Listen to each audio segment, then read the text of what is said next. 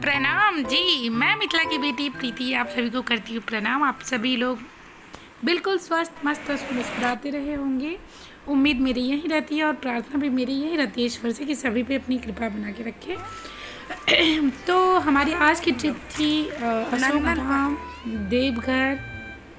और यहाँ पे हम लोग अशोक धाम में दर्शन करके निकल गए देवघर। देवघर में रास्ते में हम लोगों ने खाना खाया। उसके बाद ये रहा देवघर का दृश्य जो कि नंदन पर्वत के नाम से जाना जाता है। तो यहाँ पे हम सभी लोग आए घूमने के लिए। ये आप देख सकते हैं कि बहुत घर है और इसमें एक अलग सी वॉइस है, बच्चे enjoy करते हैं, बड़े भी जाते हैं।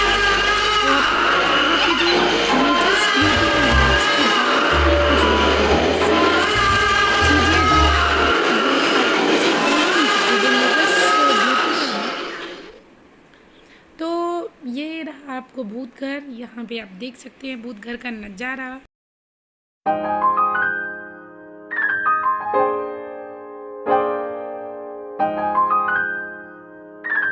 नंदन पर्वत के बाद हम लोग निकल गए देवघर।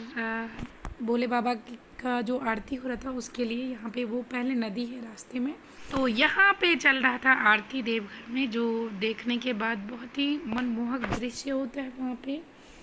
और अक्सर हम सभी ने सुना है कि मंदिर जाने के बाद जो है ना, हमें बहुत ही पॉजिटिव वाइब्स आती है, क्योंकि उस वक्त हमारे दिमाग में सिर्फ स्थिरता होती है, प्रार्थना होती है।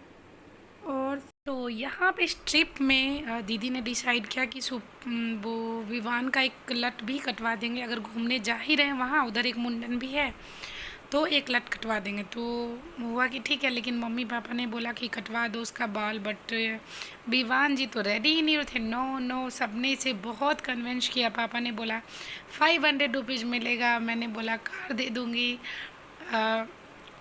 उसको रिमोट कंट्रोल कार की ज़रूरत थी, या किसी की भी बात वो मान ही रहे थे। नहीं नहीं नहीं, फिर जीजू ने कितना समझाया कि अगर सबकी इच्छा है कटवाने का तो कटवा लेने में क्या हर्ज है तुमको।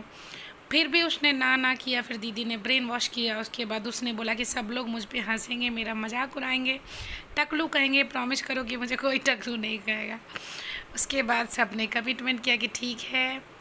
एक्चुअली यहाँ पे हम लोग चले गए थे क्योंकि इसने 5 लठ ही कटवाए थे। पंडित जी ने बोला ठीक है नहीं कटवा रहा तो, लेकिन यहाँ गंगा जल जो निकलता है तो वो छिड़क दिया गया। लेकिन फिर से सब ने इतना प्रेशर बनाया उसके ऊपर, बच्चा को, ये वो, बच्चे को कन्विंस कर लिया गया।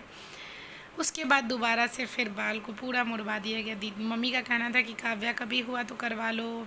दीदी ने बोला कि ठीक है। नानी की भी जिद थी, मम्मी की भी, पापा की भी, सब ने बोला कि करवा ही लो। और वो रेडी ही नहीं हो रहा था। फाइनली विवान हो गया था रेडी। और मैंने 5 लट काटने की बात जो हुई थी तो मैंने लट लेके मैं उठ गई थी। बाकी बाद में फिर से दोबारा पूरा कटवाया गया। और ये देख सकते हैं मेरा सुपर बॉय का लुक, बहुत ही हैंडसम लुक आया था। उसके बाद जो वो हल्दी वगैरह लगता है, बच्चे को चुमावन वगैरह दिया जाता है। और यहाँ पे क्या था कि डिसाइड था नहीं पूरा बाल कटवाने का, तो न्यू कपड़ा भी वहाँ पे मंदिर नहीं लेके गए थे हम लोग। लेकिन क्या हुआ कि हो गया तो बिच्छो के। फिर यहाँ पे सब लोगों ने प्रणाम किया मंदिर में अच्छे से। और फिर मुंडन हो गई। आखिरकार हमारे विवान बेटू का बाल कट गया। बुला लूँ मैं विवान एक बार?